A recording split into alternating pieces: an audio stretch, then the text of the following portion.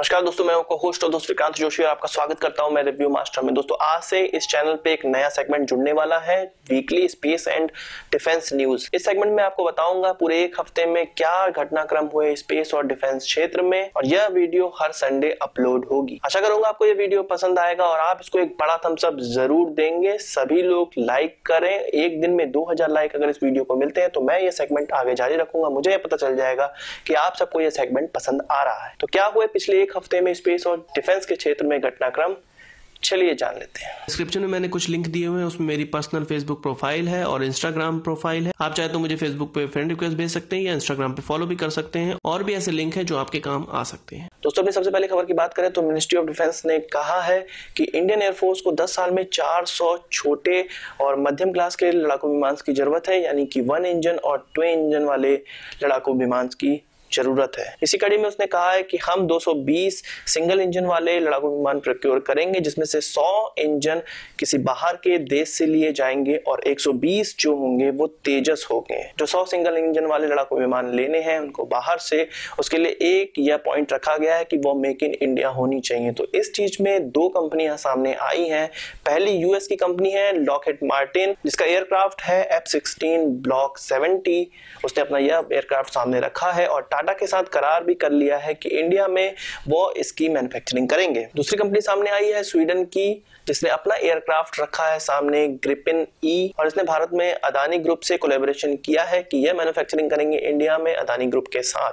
तो 2 कंपनियां इस बिलियन डॉलर गेम में, इस बिलियन डॉलर प्रोजेक्ट में सामने आई हैं। अब देखना यह है कि यह प्रोजेक्ट किसको मिल पाता है। अगर किसी को, जिसको भी यह प्रोजेक्ट मिलेगा, उसको 2022 या 23 तक सारी खेप, सारे विमान इंडियन एयरफोर्स को देने होंगे, और तब तक हम 120 तेजस इंडियन एयरफोर्स में भेजने की कोशिश करेंगे। दोस्तों हमारी अगली खबर आ रही है पाक एफए, जो रशिया के साथ इंडिया मिलकर 5th जनरेशन प्लेन डेवलप करने की कोशिश कर रहा है, एयरक्राफ्ट डेवलप करने की कोशिश कर रहा है। उस तरफ से इंडियन एयरफोर्स ने कहा है कि हमें उनके साथ ये प्रोजेक्ट पे काम नहीं करना चाहिए। रशिया ऑलरेडी हमसे 2000 करोड़ रुपए ले चुका है और 44,800 करोड़ रुपए की उसकी फर्दर डिमांड है। इसके एवज में वो हमें 127 प्लेन देगा, पर जबकि हमें जरूरत है केवल 12 प्लेन की। तो क्यों हम इतना महंगा सौदा, इतने महंगे प्रोजेक्ट में इन्वेस्ट करें। इसकी जगह हमें AMCA को बढ़ावा देना चाहिए, अपना खुद का 5th जनरेशन एयरक्राफ्ट डेवलप करना चाहिए जल्द से जल्द, जिससे कि हमारी मेंटेनेंस कॉस्ट भी कम हो जाएगी। क्योंकि रशिया से आने वाले जो भी प्लेन होते हैं उनकी मेंटेनेंस कॉस्ट ज्यादा होती है और लॉन्ग टर्म में हमें बहुत ज्यादा नुकसान होता है। तो इंडियन एयरफोर्स का ऐसा कहना है कि पाक एफए में हमें इन्वेस्ट नहीं करना चाहिए।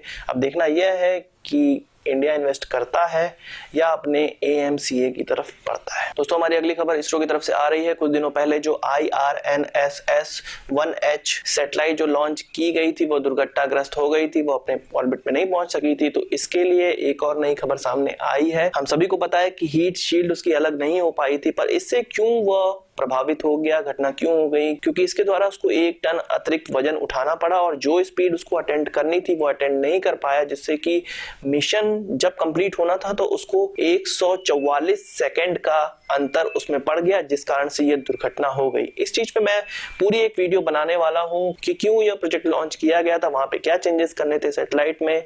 तो इस चीज पे मैं वीडियो बनाऊंगा। फिलहाल जो नई न्यूज आई है निकल के, वो चीज मैंने आपको बता दी। अगली खबर वियतनाम की तरफ से आ रही है। वियतनाम का यह कहना है कि इंडिया ने वियतनाम को ब्रह्मोस मिसाइल बेची है, और बेची ही नहीं है, वो वियतनाम तक पहुंच भी गई है। जबकि इंडिया कहना है कि हमने वियतनाम से कुछ करार तो किए हैं, पर हमने मिसाइल अभी तक नहीं दी है। जानकारों का यह मानना है कि चाइना से जो इंडिया की तनातनी चल रही है, वियतनाम से भी चाइना की तनातनी है, तो शायद इंडिया की तरफ से ब्रह्मोस मिसाइल दे दी गई है और भारत ये चीज नहीं बता रहा है, और यह काम बहुत छुप छुपा के हो रहा है। तो खबरों में तो कभी ऐसा ही है, एक तरफ के राजनेता कहते हैं कि हमें मिल गई है और दूसरी तरफ के राजनेता कहते हैं कि हमने नहीं दी है। दोस्तों अगली खबर जो आ रही है वो अस्त्र मिसाइल की तरफ से आ रही है। एयर टू एयर मार करने वाली यह मिसाइल का परीक्षण बुधवार या गुरुवार को होने वाला था पिछले हफ्ते, पर खराब मौसम के कारण यह टल गया है और यह अगले हफ्ते तक हो सकता है। 2017 के अंत में इसको इंडियन आर्मी में इंडक्ट कराना है। तो परीक्षण की यह श्रृंखला अब स्टार्ट हो चुकी है या होने वाली है, और 2017 के अंत में हम इसको अपनी इंडियन आर्मी में देख पाएंगे। दोस्तों, आप लोगों को याद होगा 2011 में C-130J सुपर हरकुलिस विमान जो कि लॉकहीड मार्टिन से खरीदी गई थी, जो यूएस की एक कंपनी है, उसका simulator Mahindra defence system limited ने दिल्ली के बाहर एक air force base, Indian air force base में स्थापित कर दिया है। अब भारत के पायलट, क्रू मेंबर सभी को सिमुलेटर में हरकुलिस विमान चलाने की पूरी जानकारी दी जाएगी। इस सिमुलेटर में वो पूरी तरह से हरकुलिस विमान को चलाना सीख पाएंगे, उसको कैसे मैनेज करना है ये सब सीख पाएंगे। सिमुलेटर की जानकारी तो आपको होगी ही, वो ऐसा एनवायरनमेंट प्रोवाइड करते हैं जैसे कि आप किसी वाहन को चलाना सीख पाते हैं, चाहे वो जहाज हो, चाहे वो ट्रेन हो, चाहे वो बस हो। तो इसी प्रकार का कुछ सिमुलेटर सुपर हरकुलिस विमान का महिंद्रा डिफेंस सिस्टम लिमिटेड ने दिल्ली के बाहर एयरफोर्स बेस में स्थापित कर दिया है। अगली खबर रशिया की तरफ से आ रही है। इंडिया ने 151 Mi-17 हेलीकॉप्टर का जो परचेस ऑर्डर रशिया को दिया था, उसमें जो लास्ट 5 हेलीकॉप्टर बचे थे वो भी रशिया ने इंडिया को दे दिया है। और इंडिया ने उनको कहा था कि मेक इन इंडिया प्लान के तहत आप इसको यहाँ बनाएं, पर वो चीज उन्होंने रिजेक्ट कर दी है।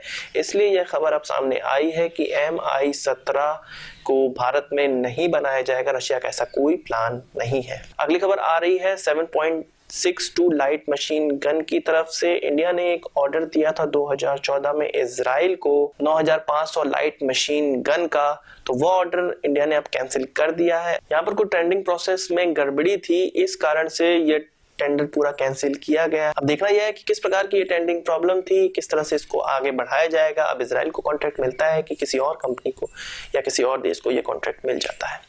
तो आज की इस वीडियो के लिए बस इतना ही। आशा करता हूँ आपको ये वीडियो पसंद आया होगा और आप इसको एक बड़ा थम्स अप जरूर देंगे। इस वीडियो संबंधित कुछ सवाल या सुझाव हो तो उसे कमेंट बॉक्स में जरूर लाइएगा।